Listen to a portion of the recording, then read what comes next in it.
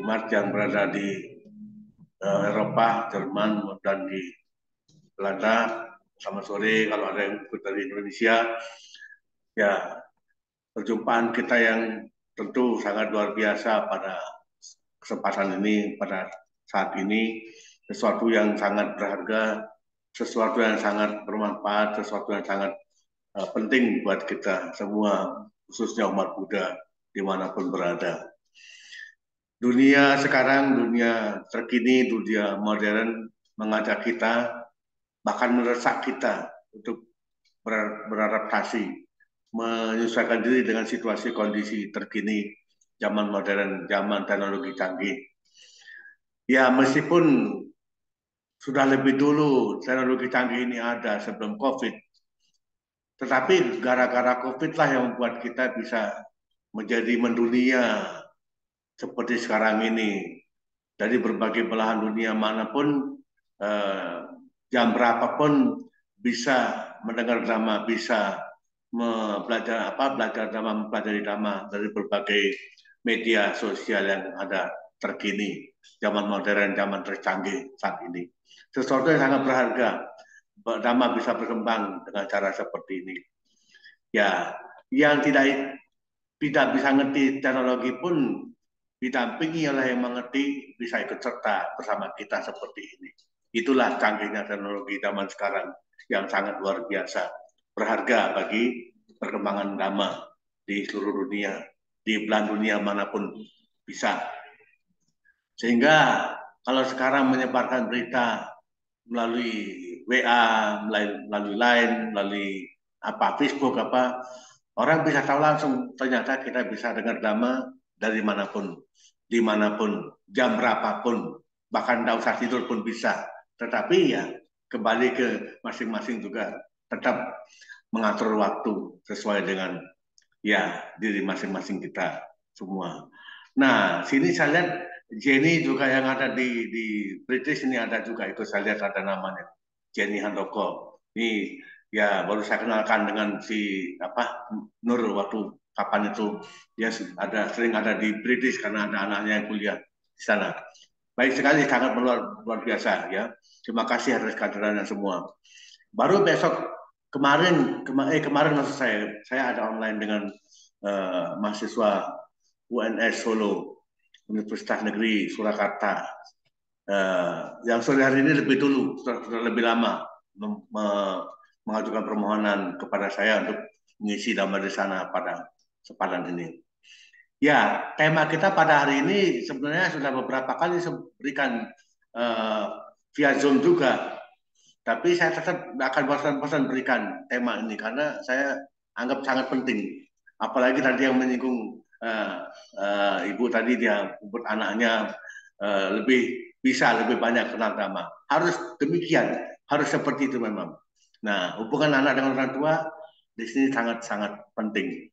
Ya, nah, namun demikian ya bukan tidak ada kasus-kasus tentu, ada banyak kasus juga hubungan orang tua dengan anak itu kurang baik, kurang harmonis, kurang misalnya eh, membahagiakan dan sebagainya.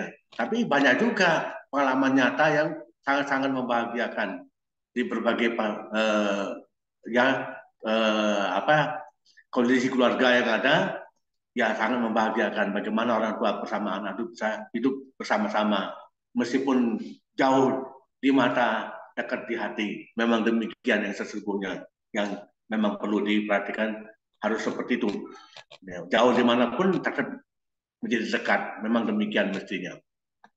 Ya, nah oleh sebab itu ya bahagia, istilah bahagia, hidup bahagia itu sendiri kalau dalam prinsip yang tampak duniawi atau umum kita bisa lihat orang itu bahagia secara tampak. Tapi benarkah demikian? Apa benar secara tampak itu orang yang kita maksud lihat itu berbahagia? Belum tentu.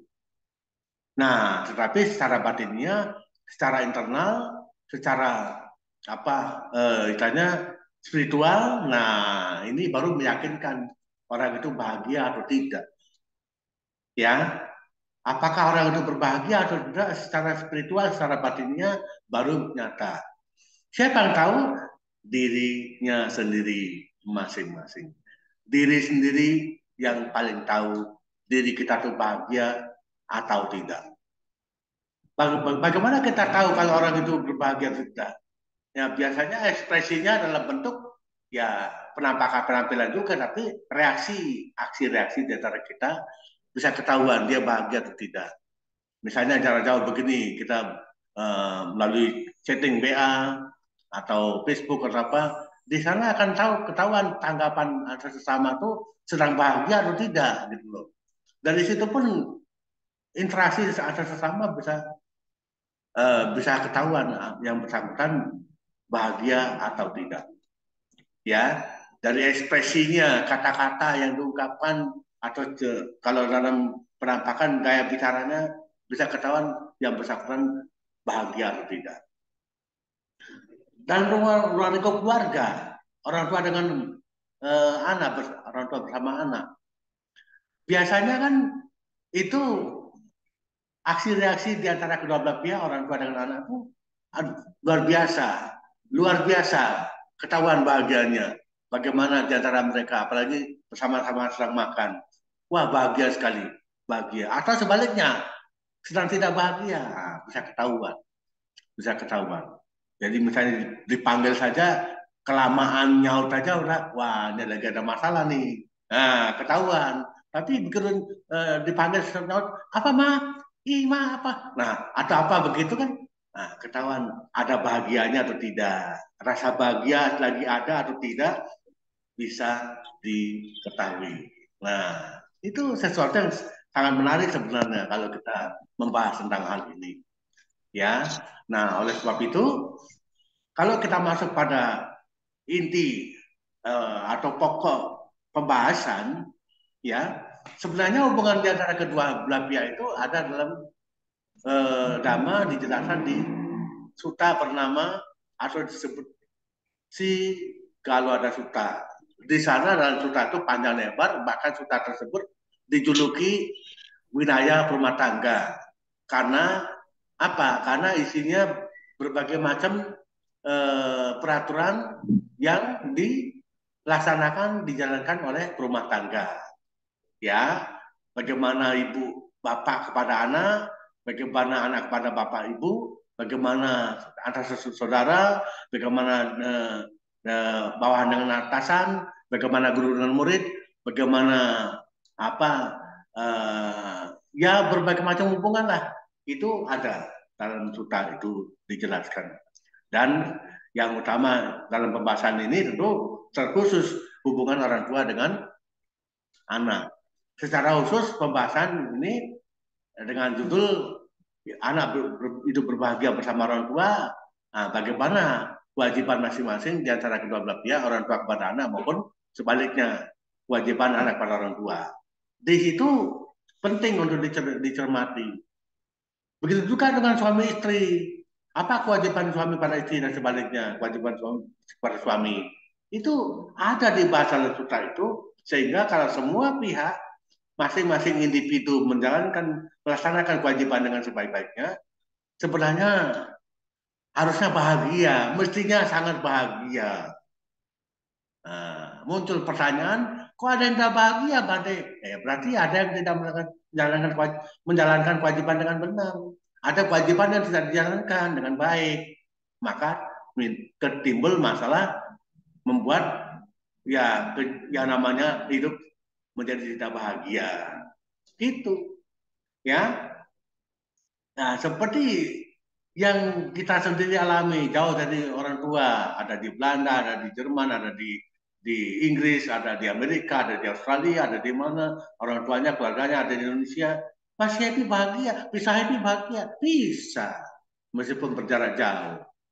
Tapi kewajiban masing-masing dilaksanakan dengan baik meskipun bertempat tinggal berdomisili tempat yang sangat jauh sekalipun.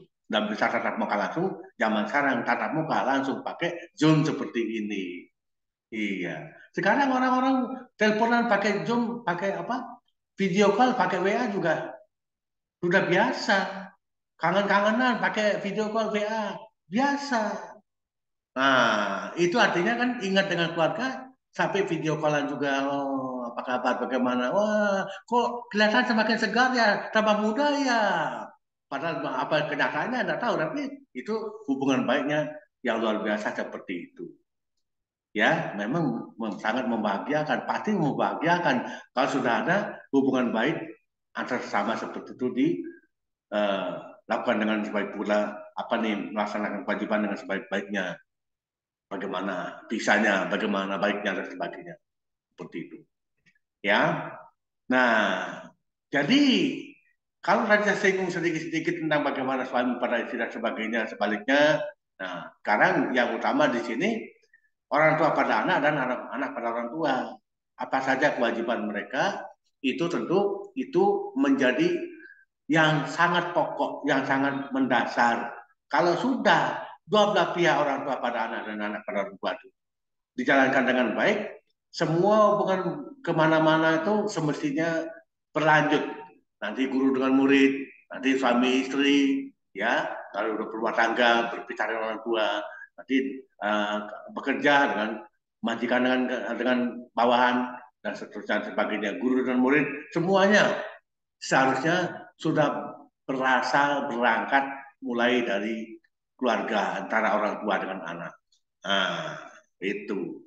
Jadi kalau Bapak Ibu sekalian sekarang jauh dari Indonesia, padahal lahir di Indonesia, bahagia juga tuh. Karena dulu berasal tinggal bersama, lahir dari orang tua, lalu melaksanakan kewajiban dengan baik, sebaik-baiknya. Sekarang jauh dimanapun tetap bisa bahagia.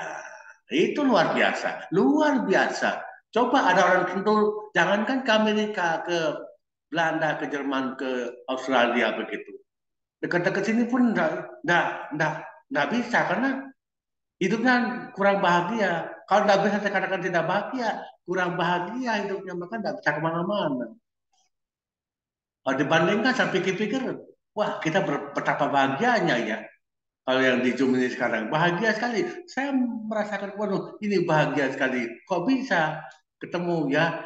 Nah, kalau awalnya memang saya lihat si Nur dimasukkan di grup Amerika. Saya ada di situ. Langsung saya japri dia. Wah, ternyata mengatakan udah pernah ngantar jemput saya dulu. Wah, udah lupa, udah sekian lama. Ternyata masih bisa ketemu lagi meskipun via Zoom begini. Enggak apa-apa, tetap bahagia. Kita tetap bahagia. Gitu. Ya. Nah, jadi kalau bahagia bersama-sama, ya apalagi orang tua bersama anak, anak bersama orang tua ya, semestinya memang harus demikian, harus bisa bahagia. Siapa yang membuat kondisi bahagia berarti? Diri sendiri, bukan orang lain. Bukan siapapun, tapi diri sendiri. Diri kita sendiri yang membuat mengkondisikan berbuat sesuatu untuk membahagiakan diri itu diri sendiri bukan orang lain. Ya, nah sekarang secara gamblang saya jelaskan orang tua dengan anak. Bagaimana kalau lihat orang tua bahagia dengan bersama anak atau sebaliknya, anak-anak berbahagia bersama orang tua. Siapa yang kondisikan? Siapa yang membuat kondisi kedua belah pihak itu bisa bahagia? Ya masing-masing, masing-masing. Ya, coba kalau baru lahir bayi lahir, yang pertama sekali luar biasa memang perhatian, welas asih, cinta kasihnya luar biasa tentu sang ibu yang melahirkan. Bayi yang lahir, wah dirawat dengan sangat baik luar biasa. Wah, sehingga bayi itu ketahuan nangis. Nah, karena tidak ada ibunya, nangis lah dia. Tapi begitu disentuh, berhenti nangis. Apa? Getaran cinta kasih, getaran kasih sayang. Gitu loh. Jadi saya ingat dengan sebuah cerita, tapi itu cerita kita nyata juga. Saya belum tanya lagi kabarnya, saya ada WA-nya juga. Orang itu bukan Buddhis, tapi ketemu dengan saya berapa tahun lalu di kereta api, perjalanan kereta api dari ya Yogyakarta menuju Jakarta. Di kereta api ketemu, ngobrol begitu, dia cerita pengalaman hidupnya berumah tangganya. Ya, anaknya waktu dia cerita itu sudah mahasiswa. Sekarang sudah punya cucu. Saya belum sempat tanya-tanya. Ada nomor WA-nya, padahal ada saya belum tanya-tanya. Dia cerita sejak anaknya masih kecil, karena dia kerja dalam kota, setiap hari pagi-pagi naik kereta api, pulangnya malam, setiap hari begitu. Anaknya protes, Mama tidak sayang anak, Mama tidak sayang anak, katanya gitu. Lah, lalu dia eh, mencoba perhatikan setiap pulang kerja, tiap hari sudah malam begitu, sampai di rumah dia elus-elus eh, anaknya yang sudah tidur sekalipun. Nah, itu bentuk belas kasihnya, bentuk cinta kasihnya seperti itu, dan benar itu tuntutannya, bukan apa yang lain. Nah, itu loh. Nah, lalu sudah besar anak itu sampai-sampai dia terima ada telepon temannya telepon apa, nggak berani ngangkat, harus sepengetahuan ibunya, permisi sama ibunya, izin ibunya. Ya kamu angkat saja kalau memang itu penting, kenapa dan sebagainya. Nah, baru dia angkat gitu. Nah, sampai seperti itu. Lalu kalau sekolah, ibu itu cerita, anak itu tidak pernah mau terima uang. Tapi apa? Bekal dia bawa, kue, makanan dia bawa, tidak mau apa bawa uang. Sampai sekarang udah besar, udah sarjana, sudah apa kerja atau sudah punya anak atau cucu ya, seperti apa ya. Nah, saya jadi ingin sapa juga karena saya bisa sapa dia, ada nomornya belum, udah lama tidak menyapa. Nah, jadi itu hubungan baik antara orang tua dan anak seperti demikian, ya. Nah, tapi sebaliknya, maaf ya, saya ingin ungkapan sebaliknya. Banyak juga kasus tega-teganya orang tua, tega-teganya ibu atau bapaknya apa semacam menganiaya anaknya, pada anak kandungnya sendiri. Itu banyak kasus. Nah, itu apa artinya? Berarti tidak ada cinta kasih, tidak ada welas asihnya kepada anak. Kan begitu. Nah, jadi kan teraniaya si anak ya, tersiksa, menderita seperti apa ya? Apa terbayangkan oleh si ibu si bapaknya? Enggak, karena memang tidak memiliki welas asih, tidak memiliki cinta kasih. Gitu loh. Jadi bisa tega berbuat macam-macam, memang kan tidak memiliki welas asih, tidak memiliki cinta kasih. Gitu. Nah, oleh sebab itu, bagaimana anak bisa bahagia itu bersama orang tua yang lebih dulu mestinya mengkondisikan anak-anak bahagia adalah si orang tua sendiri, ayah dan ibunya. Nah, oleh sebab itu, saya ingin membahas rinciannya sekarang, kewajiban orang tua pada anak, bagaimana nanti anak pada punya kewajiban pada orang tua, ini ada dalam si Galwada Sutta Tiga Nikaya. Nah, apa saja? Ada 5 macam kewajiban orang tua pada anak. Lebih dulu orang tua yang tentu melaksanakan kewajiban kepada anak. Dan itu nanti menjadi sesuatu yang pasti terjadi, seharusnya pasti terjadi, anak memiliki kewajiban juga kepada orang tua. Nah, apa saja 5 kewajiban orang tua kepada anak? Yang pertama adalah ya orang tua punya kewajiban untuk apa? Misalnya eh, apa ya? Eh, ya anak-anaknya itu kan sejak lahir, bahkan sejak dalam kandungan, orang tua atau sama ibu itu sudah mendidik anaknya untuk tidak berbuat jahat, tidak berbuat hal-hal buruk. Loh, sejak dalam kandungan mana? Iya, masih dalam kandungan, dilus-lus lah itu eh, baby dalam kandungan, janin dalam kandungan. Nah, nanti kamu lahir jadi anak yang baik ya. Ya, kamu jangan nggak boleh jadi orang jahat, jangan sampai jadi orang nggak benar, harus jadi anak yang baik. Ya, ayah dan ibunya yang kalau itu janin dalam kandungan. Sejak dalam kandungan sudah begitu. Punya kepedulian, punya perhatian, punya cinta kasih, punya welas kasih. Gitu loh. Nah, jadi kalau udah besar, udah lahir, udah besar, udah terlambat, baru mau mengajarkan belas kasih terlambat. Sudah jadi anak yang kayak apa, wataknya udah berbentuk, baru memancarkan cinta kasih belas kasih, ya terlambat. Gitu loh. Nah, yang kedua, kewajiban orang tua pada anak adalah ya tentu memancarkan cinta kasih, apa istilahnya mendorong anaknya berbuat baik. Sebaliknya dari yang pertama. Pertama kan mencegah berbuat jahat, kedua menganjurkan, mendorong, memotivasi, memberi petunjuk, nasihat untuk berbuat baik. Anak-anak harus berbuat baik, anaknya harus berbuat baik, harus menjadi orang baik. Orang tua punya kewajiban. Coba sedikit nyerempet kasus-kasus tertentu. Sampai anak jatuh dari lift, dari apa namanya itu, eh, eh, ya dari tangga dan sebagainya. Apa sebabnya?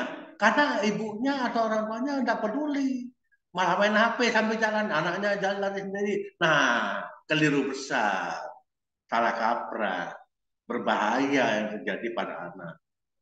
Itu banyak kasus-kasus seperti itu juga. Sangat disayang seperti itu terjadi. Tapi kalau yang punya welas hati, punya cita kasih, tidak akan seperti itu. Ya, tidak tega dia bermain HP kalau anaknya sampai diabaikan, tidak akan gitu loh. Kalau memiliki cita kasih dan welas asih, gitu. Ya. Nah, tugas atau kewajiban orang tua kepada anak yang ketiga adalah memberikan pendidikan yang sesuai. Kata sesuainya ini penting. Memberikan pendidikan, mendidik anaknya sesuai. Ada banyak kasus juga di masyarakat. Tega-teganya si ibu, si bapak, anak, kamu harus jadi dokter, harus jadi polisi. Padahal anaknya tidak ada niat ke situ, tidak ada berpikir ke arah itu, tapi disuruh dipaksa harus jadi polisi, harus jadi dokter. Yang nggak sesuai bagi si anak. Nah, kasus-kasus berbagai macam kasus itu menjadi pelajaran buat kita. Tidak sesuai, itu namanya tidak sesuai. Tidak sesuai bagi anak. Anaknya kan kesukaannya, kegemarannya apa? Kan orang tua mesti mengerti, mengarahkan boleh, tapi jalannya dia yang sesuai bagi dia yang mana? Jadi mau jadi apa? Mau jadi partai? Enggak boleh jadi partai, jangan. Loh gimana? Dia mau jadi biku enggak boleh. Mau jadi apa enggak boleh karena maunya orang tua semaunya anak, semaunya orang tua sendiri seenaknya. Jadi harus jadi apa? Harus jadi apa? Ya keliru. Nah, sesuai ya. Yang sesuai apa ya orang tua mesti mengerti. Anak ini sudah dalam kandungan, kesukaannya apa, orangnya apa, jadi apa, diarahkan bisa jadi apa. Ya, kalau orang tua yang bijak ya tentu ya kamu kalau boleh bisa jadi dokter, jadi polisi, kalau enggak ya terserah kamu. Nah, itu lebih bijak kalau kata-kata seperti itu. Ya. Nah, begitu juga kalau jadi pandai boleh nggak Bu? Merenung berpikir ya sebaiknya enggak kan, tapi kalau kamu mau ke saya, mama ya bisa enggak bisa larang atau apa, masih bijak, dan misalnya seperti itu, ya. Nah, lalu kewajiban yang keempat, banyak kasus juga yang keempat ini. Nanti yang kelima juga banyak kasus. Tiga, empat, lima banyak kasus. Tiga tadi itu pendidikan, yang keempat apa? Kewajiban orang tua yang keempat kepada anak adalah mencarikan pasangan yang sesuai. Kata sesuai lagi di sini, pasangan yang sesuai bagi anak. Loh, orang tua yang carikan pasangan, Bante. Itu teorinya seperti itu, tapi kenyataannya anak lebih dulu dapat calon pasangan kan orang tua merestui atau tidak, kan tinggal begitu. Banyak yang tidak merestui. Sorry ya, kamu tidak boleh sama dia. Mama tidak suka sama dia. Waduh, langsung dicegat. Nah, lagi mana? Yang mau hidup bersama siapa? Yang mau tidur bareng siapa? Loh, coba. Nah, masalah terjadi karena orang tua tidak bijaksana, tidak memahami kondisi anak. Nah, jadi banyak sekali kasus itu. Jadi kalau orang tua yang bijak, ya menjodohkan boleh. Setujunya orang tua, ayah ibu yang dengan siapa boleh. Tapi begitu anak merasa nggak cocok ya jangan dipaksa. Ya, nah ini sangat-sangat penting. Kalau bisa ini sesuai, ya pasti bahagia hidupnya anak-anak itu bersama orang tua. Pasti. Ya. Nah, lalu yang keempat itu, yang kelima, banyak kasus juga yang kelima nih. Orang tua punya kewajiban yang kelima membagi harta warisan kepada anak pada saat yang tepat. Pada saat yang tepat. Kapan saat yang tepat? Nah, ini perlu dimengerti. Ada banyak kasus juga yang kelima nih, berbagai macam kasus. Orang tua, sudah tua, ketuaan masih belum juga bagi warisan.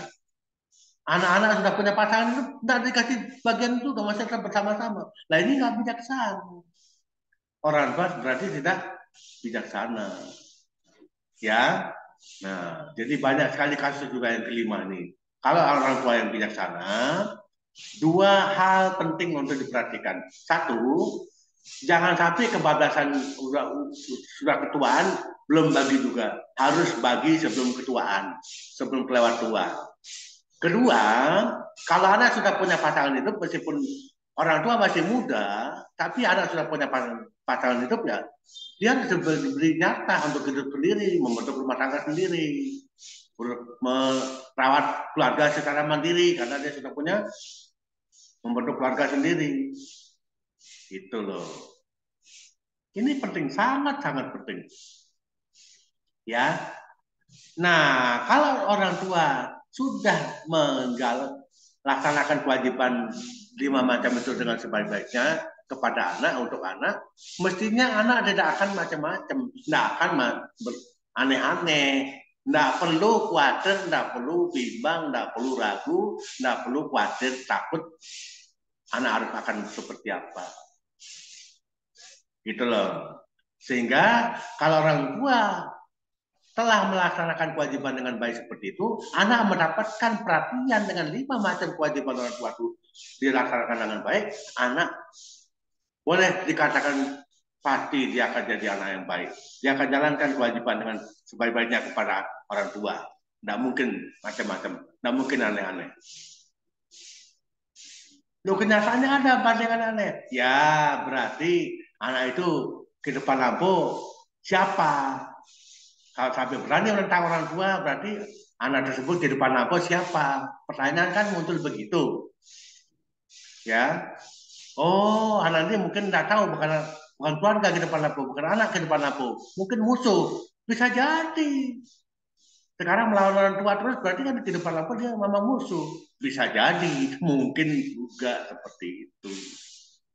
Kita tidak tahu pasti. Gitu. Ya. Nah, oleh karena itu, anak ya akan berpikir untuk menjalankan kewajiban pula kepada orang tua. Ada 5 macam kewajiban anak kepada orang tua. Apa saja itu? Ya, pertama, anak akan menjadi anak yang untuk apa ya, menunjang kehidupan orang tua, terutama di masa tua.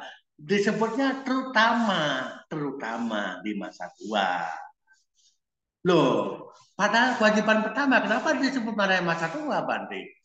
Lah ini dia, sejak awal masih muda orang tuanya pun sudah membantu banyak berkewajiban bagi anak pada orang tua sampai di masa-masa tua, terutama di masa-masa tua. Dari awal masih muda orang tuanya pun sudah melaksanakan kewajiban dengan baik, sampai di masa tua sudah terbiasa peduli pada orang tua yang melahirkan dirinya sebagai anak. Itu. Ya. Jadi ya pasti peduli pada orang tua, tapi orang tua masa tuanya ya akan sangat peduli. Itu yang pertama. Yang kedua, ya anak akan menyelesaikan kewajiban, akan menyelesaikan tugas-tugas orang tua tertentu. Ya tertentu, karena kan dia juga sudah punya kewajiban sendiri. Tapi ada tugas orang tua dulu yang bisa dibantu diselesaikan oleh anak. Bisa.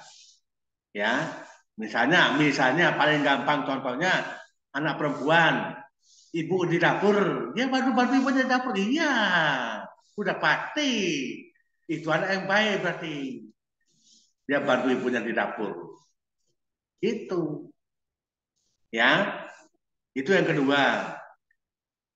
Yang ketiga, ya, kewajiban anak pada yang ketiga pada orang tua menjaga nama baik keluarga, menjaga nama baik orang tua. Menjadi anak dia berkewajiban untuk merawat, menjaga nama baik, melindungi keluarga, ya. Jadi rahasia keluarga tidak digosipkan kemana-mana. Ibu saya begini, tidak, ya.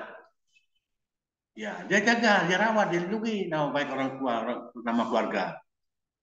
Ya, itu yang ketiga. Yang keempat, kewajiban anak pada orang tua, ya, menjadi anak, mempersiapkan diri sebagai anak untuk bisa menerima warisan pada orang tua dan orang tua dengan sebaik-baiknya. Menjadi anak yang baik, siap menerima warisan dari orang tua. Jadi artinya, maksudnya sebagai anak dia harus melindungi diri, merawat dirinya, melaksanakan kewajiban dengan baik, menjadi orang anak yang baik, menjadi orang yang baik di masyarakat sehingga terlihat pantas untuk menerima warisan dari orang tua. Dengan kata lain, melanjutkan, meneruskan warisan orang tua itu tidak macam-macam, tapi terus merawat, menggunakan warisan itu yang diterima dari orang tua. Itu, ya. Nah, lalu yang kelima, anak-anak punya kewajiban kepada orang tua yang paling penting justru adalah ini. Dan rupanya kalau dalam prinsip cara hidup eh, berkeyakinan ajaran agama, kayaknya ada dia dalam prinsip Buddhis saja ini di ajaran lain tidak ada. Apakah itu? Anak mempunyai kewajiban kepada orang tua di saat orang tua telah tiada sekalipun. Nah, setelah orang tua tiada sekalipun, setelah orang tua meninggal dunia sekalipun, anak punya kewajiban untuk berbuat baik, melakukan pelimpahan jasa pada orang tua yang telah tiada, pada orang tua yang telah meninggal dunia itu. Ini hanya ada di ajaran agama Buddha. Kalau ajaran lain ada tapi ya beda, berbeda ya, agak beda. Gitu. Jadi kapanpun anak ingat akan orang tua yang telah tiada, bisa berbuat baik, berbuat sesuatu untuk berlipat jasa kepada orang tua yang telah meninggal dunia itu, yang telah tiada itu. Gitu. Ya. Jadi berada di luar negeri, dimanapun bisa melakukan perbuatan berlipat jasa itu kapanpun, dimanapun. Tidak mesti ketemu, tidak mesti ke kuburan. Ya. Orang tanya, harus ke kuburan? Ya tidak, dimanapun bisa. Tidak harus ke kuburan, tidak harus ke makam. Nggak harus ke tempat penyimpan abunya. Dimanapun bisa, dari manapun bisa. Gitu. Ya.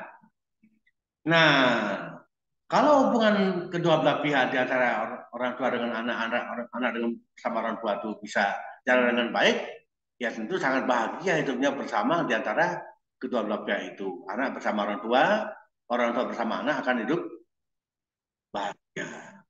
Saya kira banyak yang mengalami demikian juga. Ya, ada kasus tertentu Bante. Saya belum lama ini ketemu di mana saya lupa orang itu. Berempat bersaudara. Berempat bersaudara. Saudara kandung berempat itu bergerup mereka. Dua-duaan. Berdua-berdua. Kayak cocok satu sama lain. Waduh, saya memperhatikan cerita itu. Wah, ini hidup kok begitu ya. Saudara kandung pun tidak cocok satu sama lain. Nah, kok bisa begitu Bante? Nah, tidak tahu kehidupan lampu apa sebabnya. Ada sebabnya kehidupan lampu tentunya. Ya, gitu. Tapi kalau orang bisa kendalikan diri, kalau orang kenal dhamma, tidak akan membiarkan dirinya bersih tegang bermusuhan satu sama lain dan dalam keluarga. Tidak akan. Akan kendalikan diri, tahan diri, jaga diri, lindungi diri. Tidak akan macam-macam. Ketidakcocokan itu bukan berarti membuat bermusuhan, ya tidak perlu. Ya, gitu. Harus ada kendalikan diri, harus ada tahan diri, harus jaga cara jaga diri untuk bisa tidak saling musuhan. Itu loh. Ya, itu bagaimana bisa hidup bahagia, terutama bagaimana anak-anak bisa bersama orang tua hidup bahagia. Memang prinsip dasar dhamma itu sangat jelas dikatakan bagaimana masing-masing melaksanakan kewajiban dengan sebaik-baiknya kepada pihak lain. Anak pada orang tua, demikian juga orang tua pada anak melaksanakan kewajiban dengan baik. Itu adalah kunci dasarnya bisa membuat harmonis, damai, dan bahagia hidup bersama. Ya, saya kira itu yang perlu saya sampaikan, cukup panjang ya. Jadi ya, dalam arti ya Saya malah lebih membutuhkan diskusi. Kemarin sore pun saya katakan demikian kepada para mahasiswa.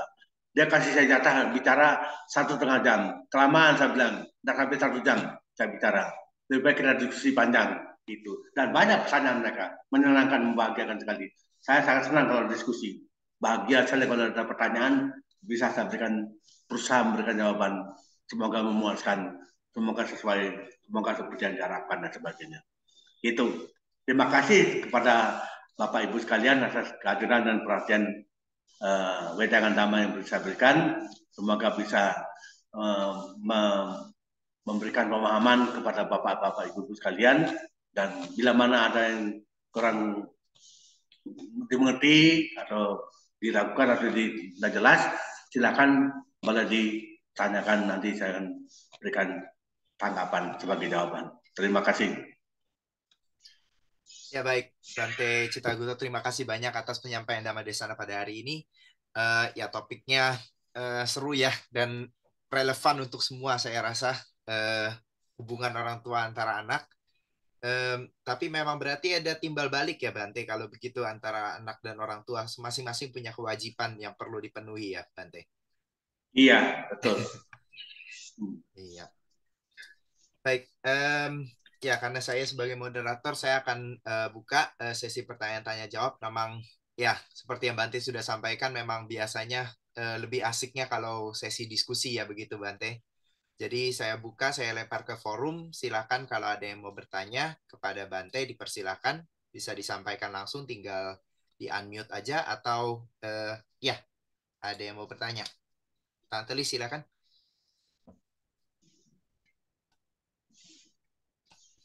Ya. Selamat.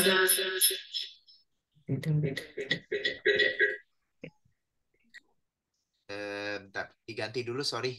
Suaranya lewat ini aja, satu lagi.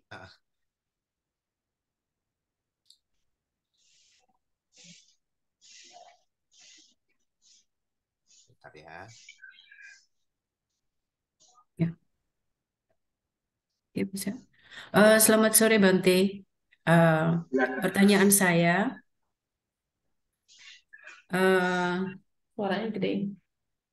Sorry, Sudah ada suaranya, silakan. belum dengar. Nggak dengar. Sudah. Sudah, oke. Pertanyaan saya, Bante, dalam membabarkan Dhamma ini, di buku mana gitu, berdasarkan buku mana? Soalnya ada Abhidhamma dan lain-lainnya. Saya masih dalam mempelajari agama Buddha belum lama.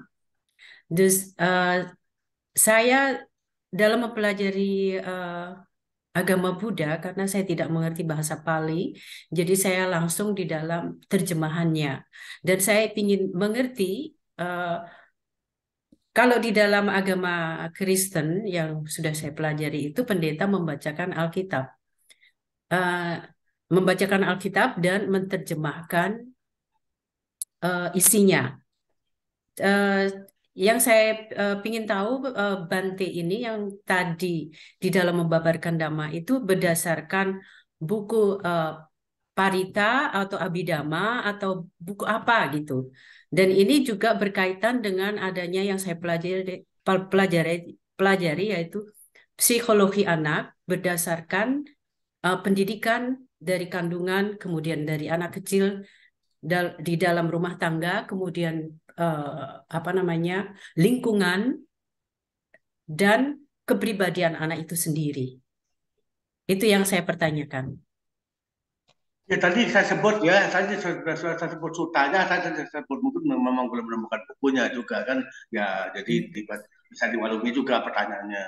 Itu tadi saya sebut sutanya di segala suta tiga nikaya itu kitab suci Tipitaka Pali, tapi sudah terjemahan bahasa Indonesia, bahasa Inggris kan sudah banyak terjemahannya, tidak harus berpatokan pada bahasa Palinya. Ya, tapi bahasa Indonesia juga sudah ada. Jadi berbagai macam buku udah banyak juga di Indonesia. Tapi ya apa tadi kalau saya nemukan bisa saya kirimlah ke Nur, yang PDF bentuknya itu bisa dibagi, bisa dibaca berbagai. Ya, tapi kan ya berbagai macam buku sekarang banyak sekali buku. Bahkan terbaru itu tentang wilayah kebikuan untuk rumah tangga juga ada. Itu juga penting untuk dibaca.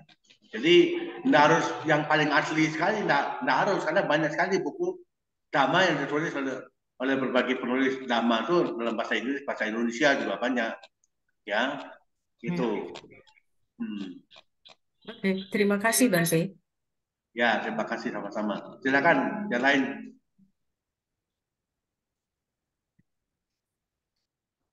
Ya, masih dibuka untuk peserta untuk bertanya.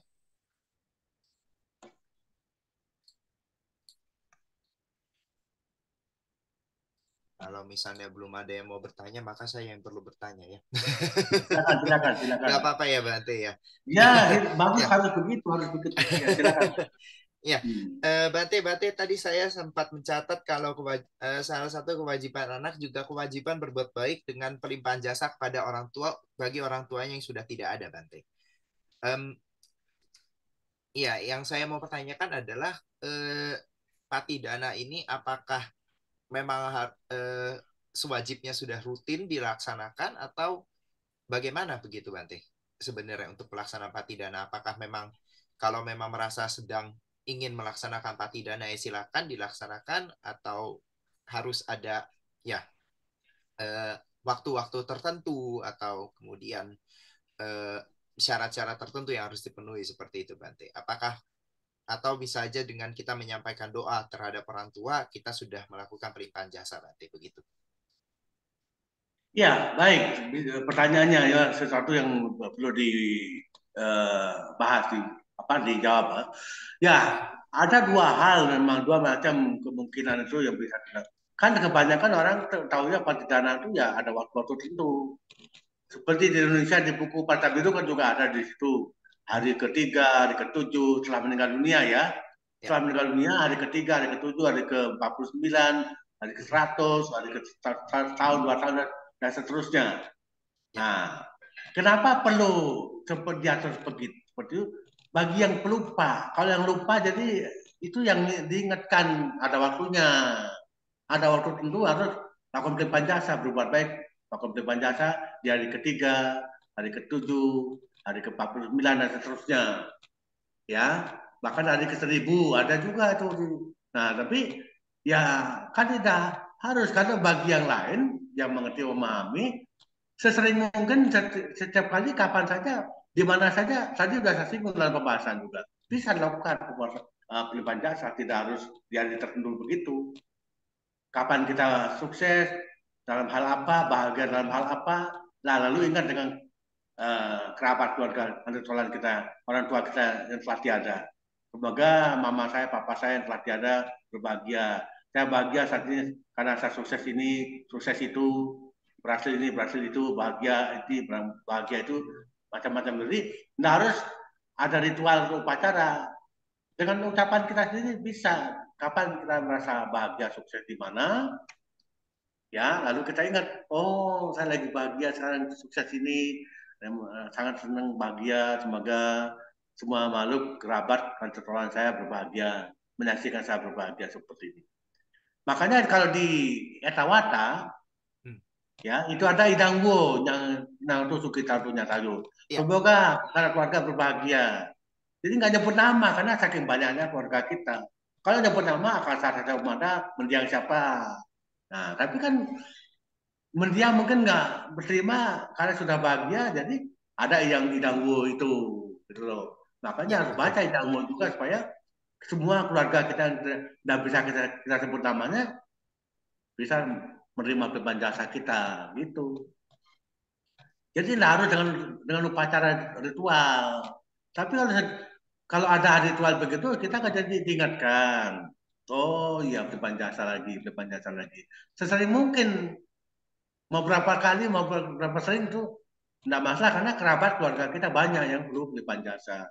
Tidak hanya yang perlu disebutkan nama, tapi banyak yang tidak bisa kita sebutkan namanya, perlu beban jasa dari kita. Gitu. Jadi kapan saja, di mana saja bisa. Tidak harus pada waktu hari kesekian, hari kesekian. Tapi kenapa perlu hari kesekian, hari kesekian? Karena itu kompak keluarga, perlu hadir di situ. Kalau kita sendiri setiap saat bisa, masing-masing setiap sini bisa, tapi Nah, kumpul bersama-sama, jadi di situ pentingnya ada hari kesekian, jadi kumpul bareng-bareng melakukan kebajikan, depan jasa gitu, Ya. ya, Ya. seperti itu. Baik, terima Ya, kasih Bante. Saya punya pertanyaan lanjutan, tapi nanti akan saya berikan kesempatan kepada Pak Jemi untuk bertanya sebentar. silakan, Eh, silakan. Ya. Tadi Bante mengatakan juga untuk di Etawata dengan Idanwo dan bahwa kita melakukan pelimpahan jasa kepada keluarga, berarti sebenarnya akan lebih baik juga kalau kita melakukan pelimpahan jasa untuk ya leluhur kita seperti itu ya Bante. Iya, betul. Untuk keluarga semua kita nggak nyebut nama, leluhur masuk semua tuh. Ya, Jadi kalau semua makhluk itu ada masuk di situ karena kan hubungan keluarga kita dengan mereka itu banyak sekali. Seringkali lahir masalahnya kan berkali-kali, jadi banyak hmm, sekali. Itu. Iya. oke. Baik, terima kasih Bate untuk jawabannya Anu Modana. Tadi kalau nggak salah Kak Jemi ada mau bertanya, silakan Om Jemi. Oh, terima kasih Stefan. Ya, Selamat malam Bante. Eh, saya hanya ingin tahu kalau saya mendengarkan siaran-siaran berita di Jerman di sini, itu banyak sekali kejadian-kejadian antara orang tua dan anaknya. Bahwasanya seorang ibu membunuh anaknya yang baru berumur 5 tahun, 6 tahun, bahkan dipotong-potong dan dimasukkan ke dalam freezer atau dibuang di tong sampah. Atau seorang ayah yang ingin membunuh dirinya, dia mengajak anaknya naik mobil berjalan di tol dengan kencang melawan arah dan agar bisa menabrak orang lain dan terbunuh dirinya termasuk juga anaknya. Kalau saya mendengar berita ini sangat sedih dan pilu hati sekali. Yang saya ingin tanyakan, kenapa bisa terjadi hubungan yang begitu eh, tidak baik antara anak dan orang tuanya. Dan kejadian kedua, saya pada waktu menjalankan bersama Bavana, ada seorang Samanera eh, bercerita atau malah sharing pada kita semua bahwasanya orang tuanya itu tidak setuju kalau dia itu masuk jadi eh, biku atau samanera. Dan saya hanya menjelaskan bahwa itu pun adalah suatu pekerjaan yang kita lakukan agar orang tuanya mengerti bahwa sebagai samanera juga adalah suatu pekerjaan. Dan saya mohon agar samanera tersebut sebelumnya meminta maaf pada orang tuanya agar bisa menjelaskannya dengan baik bahwa orang tuanya itu sebetulnya menginginkan anaknya itu menjadi seorang pekerja yang boleh dibilang seperti Samanera Biku bilang sebagai dokter, insinyur dan sebagainya. Tetapi anaknya itu memilih jalan yang lain menjadi Samanera yang dengan tujuan menjadi biku dan sebagainya dan seterusnya. Saya harapkan Samanera tersebut untuk menjelaskannya bahwa itu adalah panggilan dari hatinya sendiri dan juga tidak ada sangkut pautnya dengan yang lainnya. Eh, yang saya ingin pertanyakan dengan Samanera ini, apakah yang saya anjurkan atau jawab atas pertanyaan Samanera tersebut agar saya bisa melanjutkan menerangkannya. Terima kasih Anumodana sama Bante.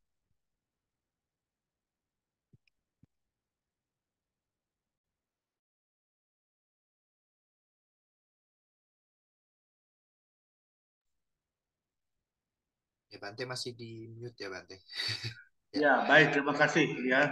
Jadi dua pertanyaan. Pertama mengenai itu tadi orang tua, bagaimana dengan anak dengan ajak anaknya bersama-sama harus mati sampai nabrakan diri dengan apa istilahnya mobil lain dan sebagainya itu ya tentu itu sesuatu yang sangat sangat keliru ya, sangat salah. Tetapi ya karena beliau sendiri yang bersangkutan yang melakukan kan tidak sadar tidak mengerti kejadian demikian itu salah kaprah dan itu membuat penderitaan bagi dirinya sendiri dan anak-anaknya. Ya tentu kalau sampai tidak memahami akan hidupnya sendiri bersama anaknya, ya tentu apapun yang bisa terjadi seperti itu ya. Jadi pemahaman yang mendasari, kalau pemahamannya keliru, pemahamannya salah, ya jadi apapun yang bisa terjadi. Tapi kalau pemahamannya benar, oh tidak akan berbuat demikian, gitu loh. Ya, jadi apa sebabnya kenapa sampai bisa begitu? Ya mungkin ke depan lampau dia memang mungkin bukan Buddhis juga, nggak ngerti Dhamma, jadi asing dengan Dhamma, baru ketemu dengan Dhamma sekarang, hanya dia ambil tindakan yang salah kaprah seperti itu.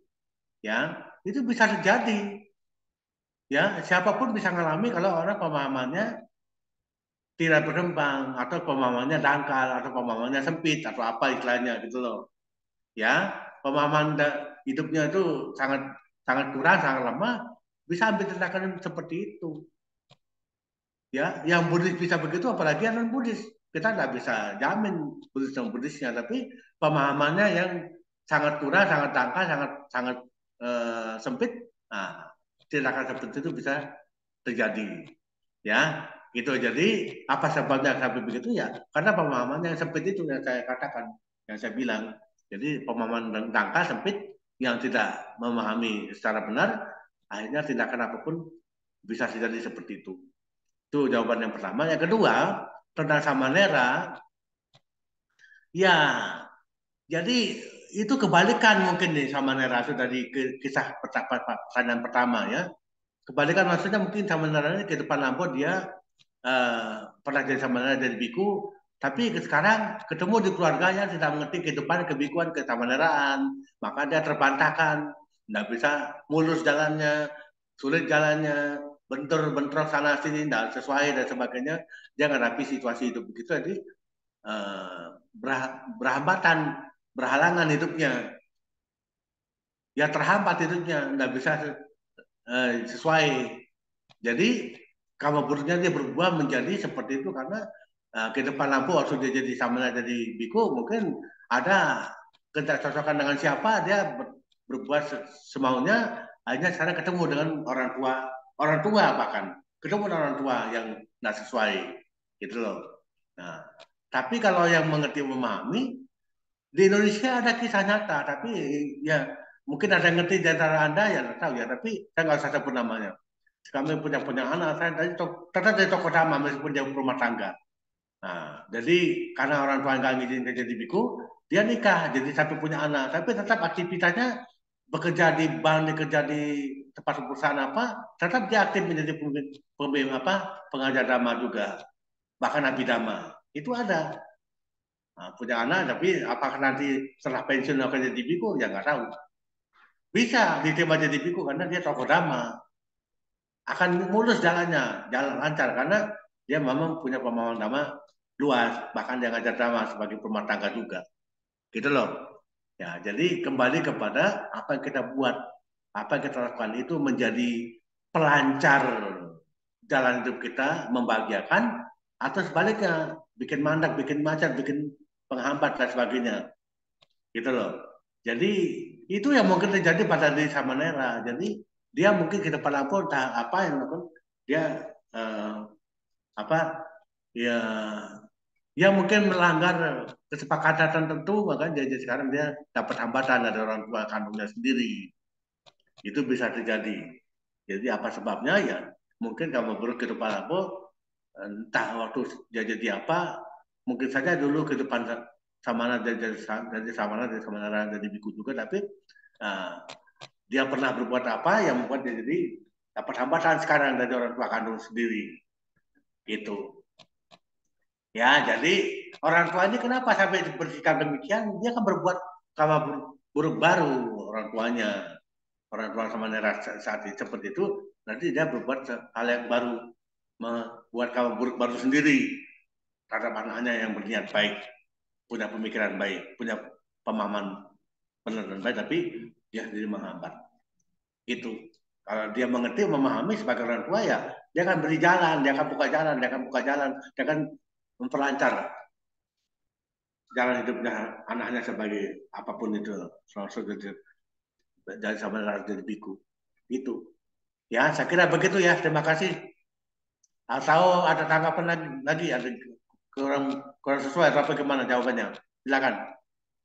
Terima kasih. Masih ada yang lain yang mau bertanya? Silakan. Tadi kayaknya ada raise hand tadi. Kayaknya kalau nggak salah ada si Nur tadi yang raise hand mau Iya, tanya ya. tadi ada Bante, silakan. Silakan. Iya, Bante. Selamat pagi, sore ya, Bante. Ya, Bante, silakan. saya ada mau lanjutin tentang pelimpahan jasa, Bante. Yang saya mau tanyakan, seandainya orang tua kita sudah lama sekali meninggal, di dalam agama Buddha itu, kalau udah lama kan katanya udah tumimba lahir. Nah, karena udah tumimba lahir, kalau kita mengajukan pelimpahan jasa ke orang tua yang sudah tumimba lahir, itu manfaatnya apa tuh, Bante? Jadi Ya, manfaatnya setelah justru kita tidak tahu orang meninggal dunia kan langsung tumbal lahir, tapi tumbal lahirnya di mana kan pertanyaan kita kan itu. Lahir-lahir di tumbal lahir kembali di mana kan tidak tahu kita. Nah, maka pelimpahan jasa penting untuk kita lakukan itu.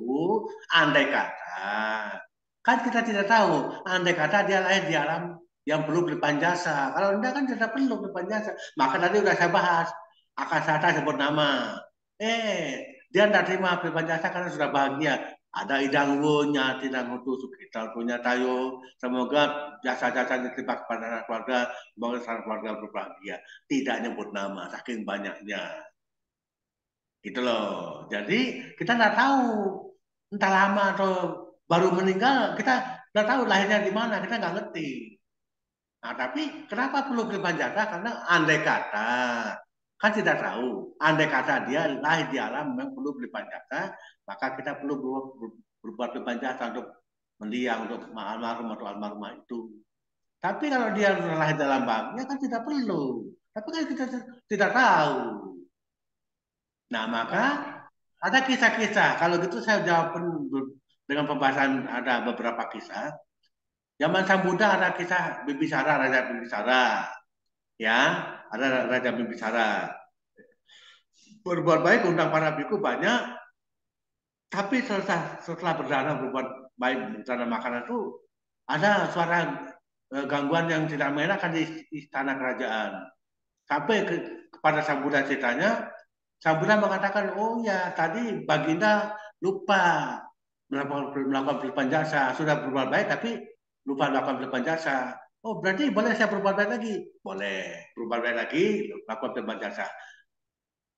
Tanda-tanda buruk yang tidak mengenakan itu hilang karena berarti sudah diterima pelimpahan jasa oleh para mendiang, para kerabat yang tadinya belum terima pelimpahan jasa, seperti mengganggu menuntut begitu. Itu ada satu kisah seperti itu. Lalu ada kisah lagi yang lain. Ada yang anaknya meninggal, lahir di alam surga, lahir di alam surga, jadi dewa kan. Tapi karena ayahnya atau sama ayahnya terus ya keluarga yang lain sedih terus, menderita terus nggak pernah ini jadi sampai nggak makan, nggak minum, nggak kerja.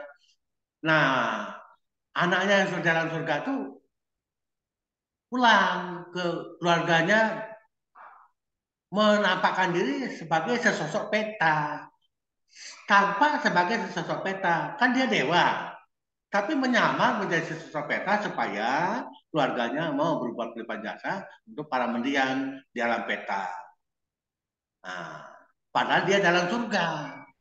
Nah, itu tadi yang saya katakan di Danggo itu. Untuk mendiang anaknya kan tidak perlu sebut mendiang akasata pada siapa namanya sebut namanya. Tidak perlu dia karena kan dia udah jalan surga. Tapi Idanggo itu. Nah, itu ada kisah-kisah itu. Jadi menyamar itu hal biasa. Kita tidak boleh langsung percaya, anak saya meninggal dunia lahir dalam peta. Belum tentu, tapi itu mungkin penyamaran. Bisa makhluk lain menyamar. Belum tentu yang bersangkutan. Bisa makhluk lain, tapi dia mungkin bahagia, tapi kenapa dia tampak menampilkan diri menyamar?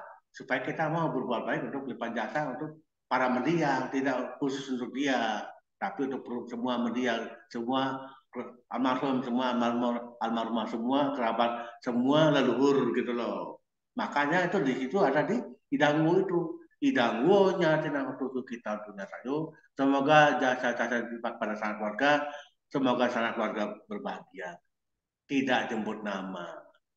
Kalau saya nyebut nama pun ya jadi kepanjangan berapa nama mau sebut kan gitu.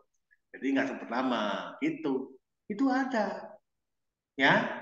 Jadi kita nggak tahu meninggal dunia dia lahir dalam mana kan kita nggak tahu. Tapi kita tetap perlu lipat jasa karena kemungkinan dia perlu lipat jasa atau tidak kita nggak tahu pasti. Tapi kerabat kita kan banyak. Nggak harus dia, tidak hanya dia gitu loh. Ya, begitu ya. Terima kasih. Oke, makasih Bante. Silakan yang lain. Ini ada lagi yang mau bertanya itu ada ada siapa silakan. Silakan. Ya, selamat sore Bante. Saya Vini. Ya. Bante, kalau saya lakukan setiap pagi waktu saya sembahyang, saya juga ada bilang saya lakukan mohon izin untuk mendoakan dan melakukan pelimpahan jasa kepada almarhum siapa-siapa dan kepada semua leluhur saya. Apakah itu benar di pagi hari atau memang sebaiknya di malam hari, Bante? Karena kan kalau kita mengingat kalau pagi hari itu kan kita habis bangun tidur, Bante, baru mau mulai beraktivitas. Jadi yang mana yang benar, Bante? Tadi sudah saya singgung, sudah saya bahas. Kapan saja, di mana saja bisa. Nggak harus pagi, nggak harus malam, nggak harus kapan saja bisa. Ya pagi boleh, malam boleh, nggak masalah, bisa. Ya, pagi hari bisa, siang hari bisa, malam hari bisa, sore hari bisa, kapanpun bisa. Nggak harus pagi, nggak harus malam, kapan bisa itu pagi hari bisa silakan, sore bisa silakan gitu. Nggak harus pagi, nggak harus sore, kapan saja bisa boleh, ya gitu. Jadi kalau melakukan pagi bisa silakan boleh, ya. Boleh, karena saya lagi berpikir gini, Bante. Kalau lihat begini kan berarti kalau pagi hari kan kita mau pelimpahan jasa apa? Toh belum berbuat baik kan? Maksudnya kan baru bangun tidur, Bante. Nah kemarinnya kan sudah, kapan saja berbuat baik kan nggak harus saat itu. Oke. Kemarin seharian sudah berbuat baik, pagi itu baru sempat penjelasan bisa. Oke. Terima kasih, Nah, Bante. makanya dengan bahasa kita sendiri, ya sejak saya kemarin kapan saya berbuat baik, saya mau beli jasa sekarang. Kan dengan bahasa sendiri kan, dengan bahasa sendiri seperti itu kan bisa. Oh, sejak saya kapan saya berdana berbuat baik, saya baru mau beli jasa sekarang. Ya tidak apa-apa. Kapan berbuat baik kapan, beli jasa sekarang, ya syukur-syukur saat itu berbuat baik harus langsung beli jasa. Tapi ya kapan saja bisa gitu loh. Ya. Kalau dari pagi sampai sore berbuat baik, lalu paginya baru sempat beli jasa, ya silakan. Ya. Terima kasih, Bante. Nah, tapi tadi sudah saya singgung juga, mestinya kan sore pun sebelum tidur kan bisa lakukan sendiri kan harus dengan ucapan sendiri saja nggak apa-apa, nggak harus ritual upacara. Jadi pas sebelum tidur ingat ya lakukan dalam hati dengan kata-kata diri. Ya tadi dari sejak pagi saya berbuat baik berdana. Ya saya menerangkan kebajikan, semoga terlimpahkan jasanya kepada para mendiang, para keluarga ada tolan dulu saya lagi ada. Itu. Makanya kapan saja bisa. Bangun pagi bisa ya, harus sesering mungkin malah bagus. Sore iya, pagi iya, siang iya, tapi kan dengan kata-kata sendiri, tidak harus dengan upacara dan membaca parita kan tidak harus. Ucapan sendiri saja, oh saya sukses, saya bahagia, ini saya limpahkan jasa pada para mendiang, para keluarga, para leluhur, semoga mereka berbahagia. Gitu. Ya. Ya, terima gitu kasih. Ya. Ya. Saya sih setiap pagi, Bante. Oh iya bagus, Pas bagus. mau kerja. Iya. Ya. Ya tapi kalau malam pas jadi udah pulang kerja juga mau begitu juga kan bisa, kan nggak harus saat sembahyang, nggak harus saat baca parita. Dengan kata-kata ini kita mau tidur, sebelum tidur ingat itu ya ucapan dalam hati. Nggak harus waktu baca parita, tapi kapan saja bisa, gitu loh. Kapan Ya saja, di saya kira mana saja. nggak hanya pagi, sore juga bisa lakukan. Gitu loh. Oke, terima kasih Ya, Bante. ya, terima kasih.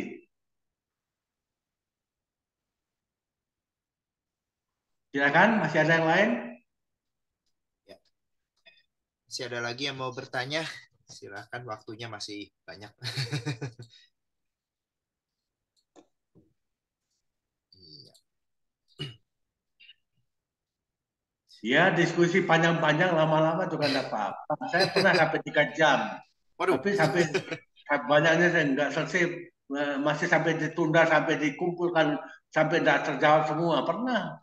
Jadi ya, Tapi memang biasa forum diskusi ya, memang banyak ini ya iya, Bante, memang bagusnya di forum diskusinya ya iya, Bante. Iya. iya.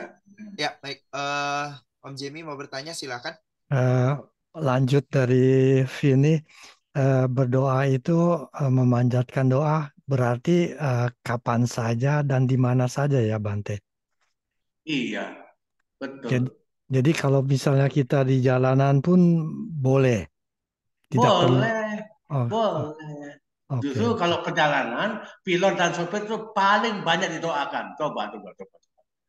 Iya, iya enggak? Sopir sama pilot itu paling sering banyak didoakan sama penumpang. Iya kan? Ya, Wah, saya kalau perjalanan itu. kalau sedang naik mobil kemana-mana gitu selalu berdoa di jalan memang. Jadi Iya, jadi boleh ya. bagus. Heeh. Oke, Hmm. terima kasih. Para biku pun malah lebih banyak didoakan oleh umat timbang sebaliknya. Kan harusnya para biku doakan umat, tapi para biku, wah didoakan umatnya banyak sekali. Semoga Bade panjang umur, semoga Bade sehat, semoga Bade membebarkan nama terus kemana-mana. Itu doa banyak sekali itu. Wah.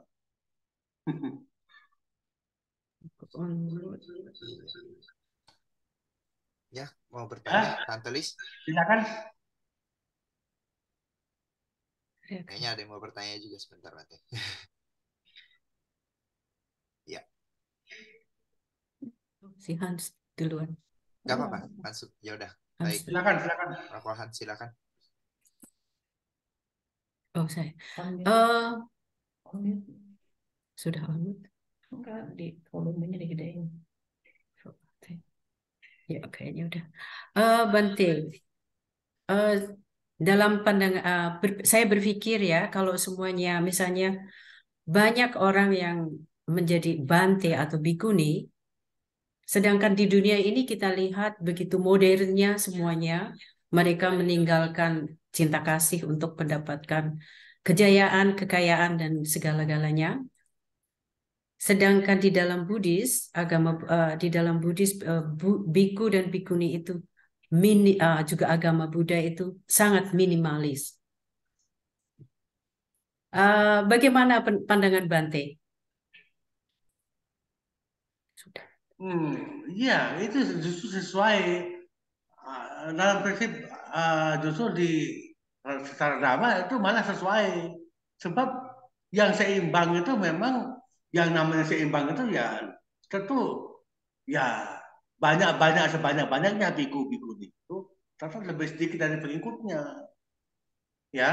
Tapi memang kadang-kadang tidak imbang, terlalu sedikit, kurang kan gitu yang terjadi sekarang. Kan yang terjadi kan itu kurang kurang tenaga biku-biku ini, jadi ya jadinya ya kelabakan menjalankan kewajiban untuk melayani umat, berikan bimbingan, eh, apa jangan lama kepada umat, jadi terlalu sedikit tenaganya kan itu, ya. Tapi kalau kebablasan kebanyakan seperti negara Buddhis itu malah tidak imbang juga, saya lihat itu tidak imbang, artinya terlalu banyak bikunya pun, aktivitasnya pun ya jadinya apa ya, tidak efektif kalau saya lihat ya, terlalu banyak bikunya. Jadi kalau aktivitas mereka untuk kepentingan sendiri, ya syukur. Tapi apa yang seperti itu yang terjadi? Saya sih malah menjadi nggak efektif. Nah, tapi kalau di Indonesia berkembang agama Buddha begini, para bikunya bertambah pun ya tidak terlalu banyak. Ya, seperti kalau di sangat teror Indonesia. Yang pertamanya biku pertama, nanti berkurang lagi, pertama berkurang, ya umatnya bermunculan bertambah di mana-mana. Jadi ya kegiatan aktivitas pembinaan menjadi apa? Sangat sibuk gitu jadinya gitu loh. Ya, jadi nggak imbang juga. Nah, yang imbang seperti apa?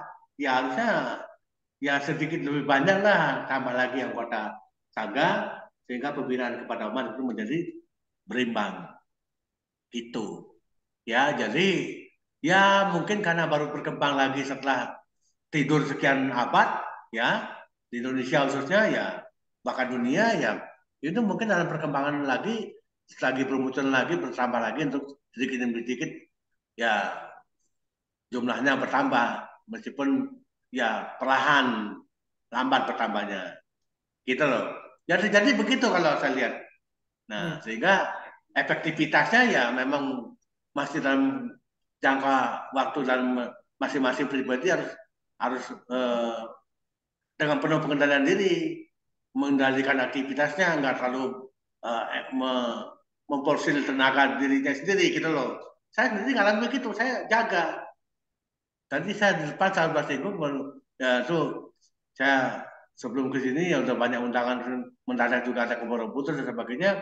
Tapi ada lagi undangan ceramah ya saya terima. Tapi begitu waktunya mau tiba, ada biku lain yang saya ajak ya, saya minta biku lain yang ceramah. Saya harus istirahat. Kalau saya terima saya teruskan bisa, tapi teler jadi sakit. Nah bahaya. Itu itu yang saya maksud kendalikan diri, tahan diri, harus bisa jaga diri, rawat diri, nggak boleh sembarangan. Itu menjadi imbangnya seperti itu jadinya.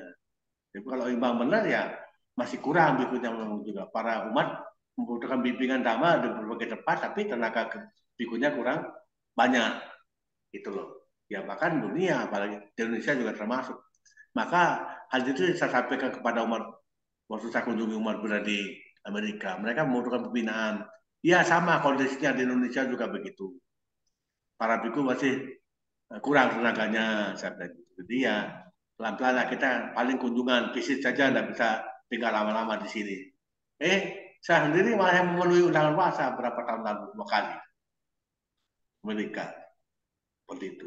Ya tapi mereka jadi mengerti oh ternyata tidak semudah ini. Tapi masa-masa 2 tahun ini COVID ini ya mereka juga undang pembicara online seperti yang sekarang kita lakukan bersama ya gitu ya seperti itu jadi ya imbangannya ya memang perlu waktu masih perlu waktu tidak bisa uh, segera secepat itu berimbang jumlah tenaga biku untuk pembinaan umat masih belum belum berimbang seperti itu saya kira ya terima kasih Ada satu pertanyaan lagi, Bante. silakan Da- silakan dalam mengimbangi rasa capek dan itu, olahraga apa yang Biku atau Bante lakukan kalau kita lihat di film kungfu ya? Sepertinya mereka. uh, ada dua jalan ada dua alternatif yang dilakukan kalau biku jalan sendiri olahraganya itu biku kan disebut cangkamana itu jalan mana-mana maju mundur itu olahraganya biku bukan lari ya tapi jalan pelan jalan aman itu atau panggil tukang pijat nah tukang pijat itu penting karena kesehatan biku itu harus dirawat ya perlu dibantu ya sangat sangat sangat efektif membantu tenaga pijat itu bagi para biku saya sendiri ngalami jadi pernah ya rasanya gimana gitu pakai sakit dipijat sembuh. Jadi nggak harus dengan dokter, nggak. Justru nggak usah dengan dokter, justru malah dengan tukang pijat cukup gitu. Itu terjadi. Jadi bagaimana caranya merawat kesehatannya sampai sampai seperti itu. Bagaimana jadi sebuah biara ada bikumannya ya, ada datangan tukang pijat juga untuk rutin gitu untuk merawat kesehatan para biku sama nera di tempat itu. Seperti itu ya. Terima kasih. Oke, terima kasih Bante. Silakan tadi sih ini ada si Han tadi itu cuma Iya. si Raisanya belum Ya, di betul-betul, silakan Bante. silakan Saya ingin tanya, silakan. Bante. Ada 5 kewajiban orang tua ke anak, yang salah satunya yang nomor 5, yaitu membagi warisan pada saat yang tepat, yang notabene Bante katakan harus dibagi sebelum ketuaan. Ya, Iya, ini maksud jadi orang tua harus memberikan warisan sebelum orang tuanya meninggal atau bagaimana nih Bante? iya. Di Sebab istilah ketuaan kan orang sampai terlambat udah meninggal kan. Ini sekarang kasusnya lagi seru, masih seru tuh. Sinar Mas tuh. Ada dengar nggak beritanya tuh? Masih seru tuh. Itu kasusnya nyata. Jangan seperti itu. Udah meninggal dunia baru kepikiran anak-anaknya. Jadi anak-anaknya pun sebenarnya harus nuntut kepada orang tua. Pak, Ma, kami ini. Yang papa mama terlambat. Boleh orang tuanya anaknya nuntut itu. Nah, itu tadi ada kesalahan orang tua seperti itu, terlambat, udah tua sekali, sampai mati pun belum dibagi. Kalau udah dibagi pun ada yang tidak sesuai. Nah, masalah terjadi. Gitu loh. maksud saya Yang dimaksud dulu jangan sampai terlambat. Kata terlambat itu ada dua tadi yang saya katakan. Pertama, jangan sampai ketuaan. Jadi kalau ketuaan meninggal dunia kan terlambat. Atau kedua, anak-anak yang sudah punya kemandirian ini, sudah punya membentuk rumah tangga sendiri, kok belum dikasih jatah? Masih gabung dengan orang tua. Itu kan orang tua tidak bijaksana. Gitu loh. Jadi waktu yang tepat itu maksudnya dua poin itu. Orang tua jangan sampai ketuaan, dirinya orang tua jangan sampai ketuaan, yang kedua jangan sampai anaknya sudah punya keluarga sendiri belum diberi jatah, itu kan kasihan mereka. Harus mengurus kemandirian keluarganya tapi belum bisa karena jatahnya belum dikasih. Kan jadi kasihan gitu loh. Itu dua poin itu ya. ya itu Jadi jelas. kalau kita bijak, ya itu kalau ada kan belum tahu tuh nggak ada apa nggak ada harta karun berupa materi kan belum tentu ada. Kalau nggak ada apa? Kan nggak ada yang dibagi. Yang ada kalau punya materi, kalau kaya raya secara materi, ya ada waktunya harus melakukan pembagian gitu. Contoh kalau perusahaan, gini saya sedikit tambahkan. Kalau perusahaan ada berapa? Dua, tiga, empat perusahaan misalnya. Ada berapa anak nih? Kalau dua perusahaan ada empat anak. Dua perusahaan ada empat anak. Ini yang baginya ya tugas kewajiban. Anak dua ini merawat perusahaan ini. Dua lagi merawat perusahaan lain. Merawat perusahaan lain. Dia diberi kuasa merawat, mengurus perusahaan itu. Satu orang tua meninggal, mereka jadi gitu, nggak ada masalah. Sudah berpegang pada perusahaan itu, mereka berkuasa di situ, sudah terbagi. Tidak ada lagi perebutan. Itu gambarannya, contoh. Itu hanya contoh, hanya gambaran contoh. Terima kasih. Begini, maaf, Bante, boleh pertanyaan satu lagi, Bante. Yang Ya, silakan, membuat silakan. saya rada bingung, Bante. Kita ini tinggalnya kan di Eropa, Bante ya. Nah, kebanyakan Ya, orang tua itu tidak ingin menyusahkan anak untuk dirawat oleh anak. Jadi mereka hidup sendiri. Kalau seandainya mereka harta warisan yang sudah diberikan ke anak, mereka tidak bisa menjaga hidupnya sendiri, Bante. iya, justru itu. Makanya kan kendala itu muncul. Jadi kalau orang tua nggak bisa, jadi begitu. Jauh dimanapun, mestinya kan bukan tidak ada kendala lagi pembagiannya. Paling tidak bentuknya, paling tidak bentuknya, caranya, aset yang entah di mana itu dijual, hasil jualnya yang dibagi. Paling tidak bentuknya, caranya seperti itu. Kalau jauh, entah di mana. Misalnya, atau dengan cara lain bukan dijual, tapi dikasih ke keluarga, lalu diberi imbangannya untuk dibagi ke yang jauh itu. Ada macam cara, banyak macam cara yang bisa dilakukan. Pokoknya jadi tidak sampai terjadi perebutan seperti kasus Sinarmas sekarang ini. Itu loh, ya. Mau Bante, Jadi mau Bante kemana rasanya baiknya, ini bijaknya seperti apa itu penting untuk dipertimbangkan oleh orang tua. Anak-anak ini harus bagaimana? Kadang-kadang ditanya, kalau ada jadi biku nggak ngambil jatah kan bisa. Ya saya sendiri alami, saya nggak ngambil jatah karena saya jadi biku ya udah bagi ada di semua dari saya nggak usah ngambil. Itu ya. Terima kasih. Ini terima kasih masih ada deh. lagi pertanyaannya Ibu Mudita nih mau tanya silakan ada resen tuh.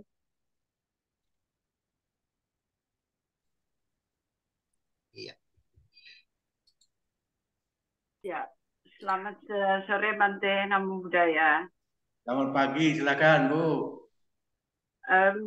Ya, saya mau tanya terkait dengan hal itu mengenai warisan. Tapi kalau menurut saya, apakah itu juga timbal balik kan? Melihat dari anak-anaknya itu layak mendapatkan warisan. Karena kalau mereka pun misalnya melanggar sila, mabuk-mabukan atau berjudi, bisa aja warisan itu hanya habis dan juga mungkin tidak ada timbal balik untuk merawat orang tuanya yang apalagi kalau sudah tua. Gitu. Apakah itu betul, Bante? Makasih. Nah, tadi ada yang keempat, Bu. Di poin dasarnya dari si Gatot Sultan kan ada tuh, Bu, tadi saya jelaskan. Mungkin nggak perhatikan ya. Poin keempat kan mempersiapkan diri si anak sebagai orang yang anak harus siap-siap menerima warisan. Tapi orang nggak siap seperti Bu katakan, dia nggak bener, dia penjahat lah, apa. Dia nggak patah terima warisan, jangan dibagi yang gitu. Gitu loh, nggak patah dia dapat warisan. Ya, ada poinnya, Bu. Jadi pertanyaannya pun memang sudah ada jawabannya di pembahasan tadi sebenarnya. Mungkin Ibu tidak perhatikan. Jadi anak harus mempersiapkan diri menjadi anak yang wajar, siap menerima warisan. Kalau tidak siap, tidak wajar. Nggak dapat dia, diusir pula lah. Ngapain kamu dapat jatah kalau kayak gini? Gitu loh. Jadi dalam hal ini orang tua juga mesti bijaksana sekali dan mesti tahu juga Iya, harus bijaksana, betul. anaknya, Bante. Harus bijaksana, betul, Bu, betul. Ya, makasih. Terus ada satu lagi pertanyaan di luar mengenai warisan ini, Bante. Silakan, silakan. Mengenai pelimpahan jasa ya. Ya. Saya juga ada pernah bertanya, karena dalam hal ini juga mungkin terkait dengan kerabat. Kerabat biasanya diterjemahan hubungan darah ya. Tapi kalau pasangan kita dalam berkeluarga, seperti suami, itu lebih ke arah kondisinya yang sama ya, Bante. Jadi mungkin jadi cuman hanya leluhur, kerabat, tapi kita juga bisa limpahkan kepada kondisi yang sama ya, Bante. Betulkah begitu? Terima kasih, Bante. Iya, pelimpahan jasa tuh kepada semua yang ada hubungan baik dengan kita, nggak harus darah. Kalau hubungan darah sudah pasti. Hubungan darah itu sudah pasti.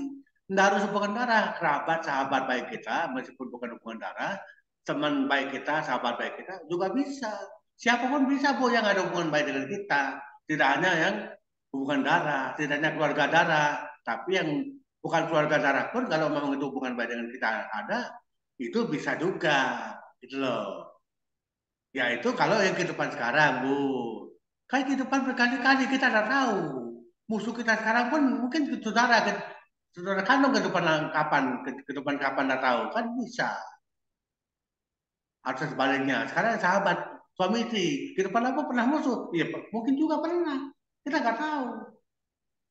Nah, maka siapapun yang bisa terkondisi untuk terlibat jasa itu bisa saja, tidak harus keluarga kandung.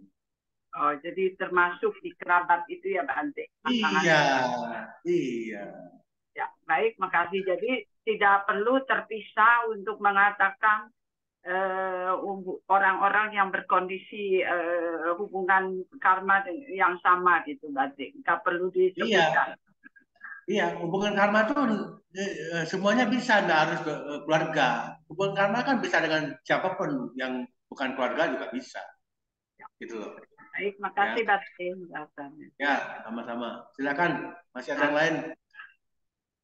Wah, seru juga nih diskusinya, luar biasa juga. Wah, banyak pertanyaan yang muncul ya, Bante ya memang. Iya. Silakan, silakan. Masih dibuka sesi pertanyaannya, kita masih ada waktu untuk 2-3 pertanyaan. Silakan. Bante, kembali lagi nih Bante, nanya. Silakan. Bante, kalau misalkan ini berhubungan dengan saudara sekandung, ya. Kalau memang kita rasanya tidak cocok, ya maksudnya mungkin dengan terakhir kondisinya sekarang begini-begini sudah berubah, dan kita merasa tidak cocok, lebih baik kita daripada ribut kita menjauh atau bagaimana, Bante? Supaya tidak terjadi keributan. Apakah tindakan kita menjauh lebih baik? Iya, pertanyaan yang bagus. Saya bisa berikan penjelasan. Jadi begini, langkah bijak, langkah baik, terbaik seperti apa bisa kita lakukan. Ya, ada berbagai macam kemungkinan cara untuk bisa dilakukan. Itu mungkin yang terakhir, Bu, sebagai Bu menjauhi. Itu terakhir, jangan yang pertama. Bukan yang pertama. Jangan yang pertama. Menjauhi itu adalah bisa, tapi yang terakhir itu terakhir. Sebelum itu, tentu cara kita yang lain adalah yang terbaik itu seperti apa. Kita tidak terlalu menghubungi sering dengan yang bersangkutan, tapi sepakat dua belah pihak, kita sama-sama tidak banyak bicara, tapi ada hal-hal penting, ya tentu harus sama-sama saling mengerti. Sama-sama penting itu ngerti. Kalau namanya penting, tidak boleh menolak, tidak boleh apa beralasan apa. Itu pertama. Jadi kita harus sepakat, itu mesti sepakat. Karena itu keluarga, tidak boleh apapun yang menjauh, apapun yang terakhir tidak sama sekali berhubungan, ya tidak demikian. Tidak bijak itu. Tapi yang pertama tuh ya bersepakat dengan yang bersangkutan. Kayak tadi udah saya lempar kasus, salah satu kasus. Itu kisah nyata. 4 bersaudara.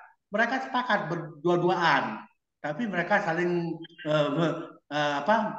sepakat berdua, yang adik kakak sama adik kakak lagi berdua, tapi nggak cocok, tapi mereka sepakat. Jadi kita sama-sama berdiam dalam arti ini kita bersaudara, tapi jangan sampai kalau banyak bereaksi nanti jadi nggak enak dan sebagainya. Mereka sepakat, bagus gitu. Jadi yang pertama sepakat untuk menjaga jarak, boleh juga sebut ya, bisa sebut jaga jarak, boleh. Ya, maksud saya jaga jarak, Bante, sorry. Bukan ya, jauh. Namanya jaga jarak itu bukan berarti merenggang menjauh sama sekali, enggak. Ya. Itu terakhir kalau merenggang menjauh sekali itu. Terus pertama jaga jarak yang sesuai, sepakat seperti apa, itu pertama. Yang kedua, ada pihak lain dalam arti orang ketiga.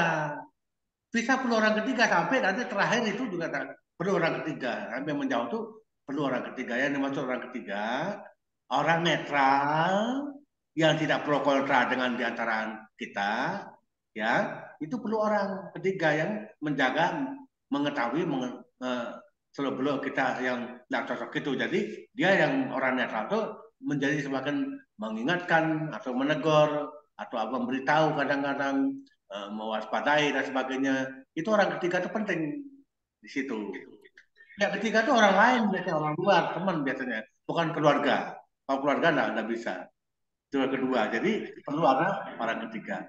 Sampai menjauh sekalipun gimana ada yang ketiga nanti itu orang ketiga ini sangat penting posisinya buat kita. Dalam posisi seperti itu, orang ketiga ini perannya sangat-sangat penting. Gitu loh. Ya, jadi kalau ada orang ketiga, jadi dia pun akan semacam menjadi menjaga melindungi hubungan kita, jangan sampai gara-gara apa berantem. Nah, dia yang menjadi ketiga tuh nggak akan biarkan kita berantem. Gitu loh. Dia akan ngerti ya situasinya dan akan jaga, nggak akan terjadi berantem gitu karena dia ada memahami berbagai pihak. Dia jadi orang netral. Gitu loh. Perlu orang ketiga di situ. Seperti itu. Jadi ada 3 tahap, tiga macam. Yang pertama tadi ya jaga jarak, yang kedua perlu orang ketiga. Sampai kita menjauh sekalipun tetap ada orang ketiga. Gitu ya, seperti itu ya. Jadi jangan sampai bermusuhan dengan keluarga itu nggak baik. Kalau gambaran contohnya begini, sekarang ada tidak yang mengalami musuhan, padahal suami istri sering musuhan, tapi cerai juga tidak. Itu berarti ke depan apa musuh, saling ngancam pada waktu, saling ngancam dulu. Nanti kalau nah akhirnya ketemu dari suami istri, nggak bisa pisah, sering berantem tapi cerai juga tidak. Nah itu bahaya. Jangan sampai seperti itu terjadi. Jadi kalau tadi keluarga, saudara bermusuhan, bisa jadi ke depan akan ada dari suami istri loh. Bahaya loh. Loh iya. Kalau jadi suami istri, bagaimana mau mengelak? Nggak bisa sembunyi. Berantem tapi cerai juga tidak. Nah gimana? Eh, gitu loh. Ya, jadi kalau pihak ketiga di situ menjadi perantara, menjadi mediator sangat penting. Ya, kadang-kadang yang jadi mediator itu orang tua ya, tapi langka. Yang biasanya orang lain biasanya. Ya, seperti itu Bu. Ya, terima kasih. Oke, Anumodana Dante. Terima kasih. Ya. Ya, baik. Tante Lis mau bertanya, silakan. Iya. Silakan. Bante, ada pertanyaan. Siapakah yang memberikan masalah sesama Bante, atau ke seorang perempuan atau laki-laki? Apa Itu maksudnya? pertanyaan. Bante kan saya tadi bertanya untuk memasak masase pijit. Kalau Bante Oh, pijat. Ya, ya. Terus, untuk pijit terus. itu, Ah. Bante dimasase oleh seorang bikuni atau seorang Bante, atau tidak jadi masalah itu? Laki-laki atau Enggak, perempuan? umat awam, orang biasa, bukan biku ini orang biasa. Enggak, Orang maksud saya biasa. laki-laki atau perempuan? Ya, Atau dia laki-laki buat biku dong, masa perempuan. Laki-laki kenapa, lah. kenapa Bante? Ya enggak boleh, nanti kalau perempuan jadi bahaya nanti. Bisa kesetrum. Loh, itu kan harus apa namanya, seorang biku kan tidak memikirkan Ya eh, iya, tapi ya apa semudah itu? Enggak mudah lah. Ya, jangan berpikir begitu. Mencegah lebih baik daripada mengobati. Kan gitu. oke. Ya enggak ada apa-apa, tapi kan mencegah. Itu kan namanya mencegah. Lebih baik Oke. mencegah daripada mengobati. Oke, Ya, terima kasih. terima kasih. Terima kasih. Silakan, masih ada yang lain? Ini seru juga nih diskusinya, luar biasa ya. Banyak ya memang Waduh. pertanyaannya, Bante. Wah. Saya coba dulu buka ke forum, mungkin untuk 1 atau 2. Bante masih ada waktu ya, Bante? Oh, silakan, enggak apa-apa. Bisa, bisa. Iya, Hmm. kita masih ada untuk 2, saya rasa masih bisa ya, kalau ada yang mau bertanya. Hmm. Ya, Silakan. silakan. Siapa yang mau bertanya lagi? Enggak apa-apa. Kadang-kadang saya tuh memberikan kebebasan. Kita Iya. diskusi ini, saya sering kali katakan tuh. Dia silakan bertanya segala hal terkait dengan apa yang dibahas. Tapi kalau di Setuju. luar pembahasan juga silakan. Ya. Boleh. Baik. Ya. Kalau enggak, saya mungkin mau bertanya di Bante, kalau memang masih belum Silakan, ada. silakan. Ya, Ya. silakan. Bante tadi katakan untuk berbakti itu sebenarnya kepada orang tua termasuk juga kepada leluhur. Artinya maksudnya kan kalau saya berbakti kepada kakek nenek saya seperti itu ya, berarti kan tidak masalah gitu ya, Bante. Nah, kalau misalnya kemudian saya berbakti karena saya kembalikan hubungan pada kewajiban orang tua dan kewajiban anak seperti itu ya, Bante. Kalau misalnya kita berniat untuk memberikan orang tua, dalam artian misalnya kakek atau nenek kita misalnya hadiah seperti itu ya, Bante. Tapi kemudian kita rasanya, aduh, dipakai nggak ya, sayang nggak ya. Terus kita daripada kita bikin hadiah, kita misalnya ajak jalan seperti itu, Bante. Atau misalnya kita pijit seperti itu ya, Bante. Saya sebagai statusnya sebagai cucu terhadap kakek nenek saya gitu, Bante. Itu bagaimana, Bante? Apakah lebih baik seperti itu atau emang tetap kita maksudnya mungkin saya ubah pertanyaannya jadi yang lebih penting sebenarnya itu arah niatnya atau kemudian juga nilainya seperti itu, Bante? Ya, terima kasih. Sebetulnya kembali kepada sebenarnya begini loh. Jadi yang namanya bakti itu namanya bakti pada orang tua, pada leluhur, pada kakek nenek dan sebagainya itu yang menunjukkan diri kita tuh berbakti dalam arti kita berbuat sesuatu untuk kepentingan beliau, untuk kepentingan mereka, untuk kepentingan ayah, ibu atau kakek nenek itu. Jadi maksudnya gini misalnya, simpel saja contohnya. Kakek kita, nenek kita tuh ngopi, ngeteh. Kita bakti kita berikan, kita bikinkan kopi, bikinkan teh. Itu kan juga sebuah bakti yang, oh cucu saya baik sekali ya, oh dilus-lus, disayang, karena kita bikinkan kopi, teh. Itu contoh simpelnya. Berbagai macam yang lain apapun ya bisa, tapi itu gambaran contohnya. Seperti itu yang disebut bakti. Atau misalnya eh, kakek nenek perlu diajak nonton apa, diajak pergi nonton bioskop lah, atau nonton apa, pergi ke taman mana, ke biara mana diajak. Itu juga bentuk bakti. Kakek nenek kita senang, cucu saya baik sekali ngajak saya pelihara. Aduh, bahagia. Dia bahagia tuh karena mendapatkan baktinya dari cucu yang disayang sendiri juga. Ya. Namanya sayang, dia cari-cari mana cucuku dicari-cari.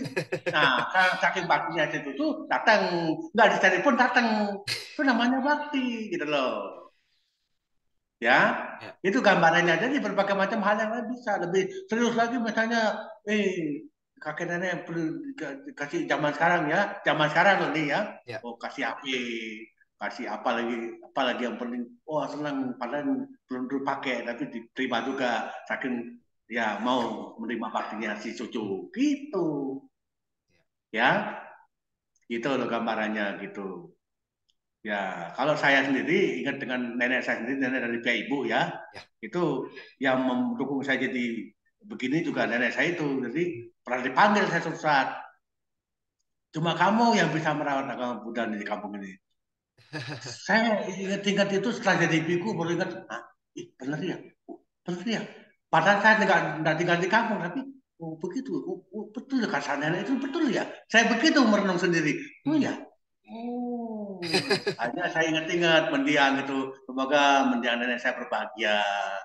Bakti saya dengan pribadi jasa itu, tapi kapanpun saya bisa lakukan, harus dengan ritual upacara. Ibu saya sudah meninggal juga, sama saya baktikan diri untuk pribadi jasa. Seringkali saya lakukan itu dengan ingat dari pikiran saja. Di mana saya nama di sana seperti ini, saya ingat mereka. Oh, semoga nenek saya, ibu saya bahagia. Gitu, ya. Jadi memang esensialnya kebahagiaannya, berarti jadi hasilnya bukan Iya, maksudnya nilai yang kita lihat sebagai betul. duniawinya ya. Iya. Iya, bahagianya itu kalau kita bisa bikin beliau bahagia, itu loh bakti yang benar. Ya. Baik. Ya. Ya. Baik, Bante. Anumodana, terima kasih banyak, Bante. Ya, Ya. baik. Ada lagi yang mau bertanya? Mungkin silakan. Kita karena biasanya kalau sesi Zoom seperti ini kita jam 12 waktu setempat atau jam 6 sore lah waktu Indonesia kita sudahi gitu, Bante, biar nggak terlalu lama karena kan banyak yang mau kegiatan lain ya, Bante. Iya. Jadi dimengerti. Mungkin kalau ada satu pertanyaan yang masih mau boleh, kita masih ada waktunya. Silakan. Ya. Iya. Ya, nanti kalau ada yang mau menyapa saya, japri saya, kasih Nur kasih nomor saya di apa mereka. Siapa tahu ada yang mau japri ke saya. Iya, Bante. Pada pendengar saya bertanya apa, silakan. Pribadi. Iya, Bante. Ya. Bante, saya ada satu lagi nih, Bante. Pertanyaannya silakan. Tentang bakti, Bante. Ya. Gimana, Bante? Kalau seandainya gini, ada kasus orang tua itu udah pikun. Kalau ya. udah tua tuh biasanya kan kalau pikun itu kan balik ke anak kecil ya, Bante ya. Iya. Karena misalnya ada orang yang merawat anaknya nih, merawat orang tua yang sudah pikun, bertahun-tahun ngerawat segala macam. Tapi kalau namanya orang udah tua, udah pikun, itu biasanya kan susah, Bante, untuk dirawat. Iya. Nah, seandainya anak ini yang merawat orang tua ini sedikit marah atau sedikit memperlakukan orang tua sebagai anak kecil, apakah itu juga termasuk salah atau itu masih bisa bilang bakti juga, Bante? Sebetulnya kan karena dia kan juga merawat, Bante, merawat dengan segala susah payahnya lah gitu. Gimana itu, Bante, pandangannya, Bante? Iya, tentu begini. Tadi kalau ingat di pertama sekali kewajiban anak pada orang tua, yang pertama sekali sebutannya tuh akan memperhatikan si anak, memperhatikan orang tua, terutama di masa tua. Ada poin itu kan. Jadi masa tua sampai pikun orang tua, kewajiban si anak memperhatikan, merawat orang tua yang sudah pikun itu, betul-betul anak punya kewajiban memperhatikan, merawat. Tidak boleh anak macam-macam kepada orang tua yang sudah pikun, sudah masa tua begitu. Tentu ya ada orang tertentu saya perhatikan itu nyata-nyata terjadi. Wah, benar-benar merawat orang tuanya masa tua. Jadi sudah berbalik arah. Anak jadi orang tua jadi anak. Kan jadi begitu. Karena orang tua udah pikun, udah lemas gitu kan, jadi anak sudah. Anak yang sudah dewasa menjadi orang tua, berbalik. Nah, dia harus menjadi orang yang bijak sebagai anak, sekaligus merawat orang tua yang sudah sangat tua renta itu. Gitu Iya, loh. Bante. Iya, tapi kalau seandainya orang tuanya, soalnya saya ada kasus temen, Bante, dia lagi ngerawat orang tua. Orang tuanya itu karena sudah pikun, jadi kelakuannya seperti anak kecil. Nah, si yang merawat ini tuh sudah benar-benar merawatnya dengan bagus. Misalnya ngasih makan atau menjaga supaya jangan jatuh, atau dia eh, kasih obatnya atau kasih pokoknya kasih untuk kesehatannya gitu, Bante. Tapi si orang tua ini kadang-kadang suka nggak mau, misalnya dikasih obat dia nggak mau, dia ngamuk, dia lemparin atau gimana gitu, Bante. Nah, sebagai si anak dia kan ingin supaya orang tuanya minum obatnya atau makan makanan yang dikasih gitu, Bante. Tapi orang tua yang sudah pikun ini biasanya banyak juga yang suka menolak gitu, Bante. Nah, itu gimana, Bante? Kayak seperti anak tadi, anak kecil kan ada yang begitu. Anak kecil suka nolak, nggak mau Iya, melempar, dibuang. Kan ada yang begitu. Sama seperti itu juga. Ya orang tua, anak-anak yang merawat orang tua harus sabar. Ya memang ada yang begitu. Anak kecil kan ada yang begitu juga, lempar, buang. Orang tua yang sudah pikun juga ada yang begitu. Ya harus dimengerti. Sebagai anak, bahkan sebagai cucu, ya harus mengerti, memahami dan bersabar menghadapi itu. Tidak boleh emosi. Kalau sampai emosi, bermacam-macam tindakan juga ya tidak boleh tentu. Jangan sampai terjadi. Itu harus sabar. Memang tidak mudah. Sudah berbalik arah. Sekarang dirinya sebagai anak menjadi orang tua dan orang tua menjadi anak, sudah di situ. Seperti itu posisinya udah berubah. Perawanan arah udah berubah total 180 derajat, berubah kan gitu. Ya, tapi memang tidak mudah. Ada orang yang memang tidak bisa sabar menghadapi itu. Tapi ada orang yang sangat sabar ya, sabar betul, cukup sabar ya ada, ya gitu oke. loh. Saya menyaksikan kejadian itu nyata terjadi seperti sabar. Saya lihat itu merawat orang tua yang sudah pikun, untuk tua renta itu ada, ya. Iya, Bang. Saya juga banyak dengar, teman saya juga ada kayak seperti itu, Bante. Dia merawat Ya, memang benar-benar bagus, Bante. Merawat orang iya, tuanya benar-benar semuanya. Cuman iya, dia selalu ada keluh kesahnya tuh karena dia bilang kita kalau kasih tahu orang tua, tapi orang tuanya kadang-kadang nggak mau dengar, jadi bingung mau iya. ngasih taunya gimana gitu, Bante. Dikasarin Iya. nanti katanya kita katanya kurang bakti sama orang tua. Hmm. Tapi kalau Iya. dilembutin dia nggak mau gitu, Bante. Iya, justru ada kasus begitu, ada. Tapi kan tetap bersabar, dia sabar sekali itu ada. Saya lihat benar-benar luar biasa. Sangat baik anaknya itu menjadi anak yang baik, betul bakti pada orang tua, sampai masa tua renta orang tuanya, dia sabar luar biasa. Ada tuh, ada. Ya, Iya, Bante. Ini bagus itu menjadi benar seperti itu, harus seperti itu yang benar.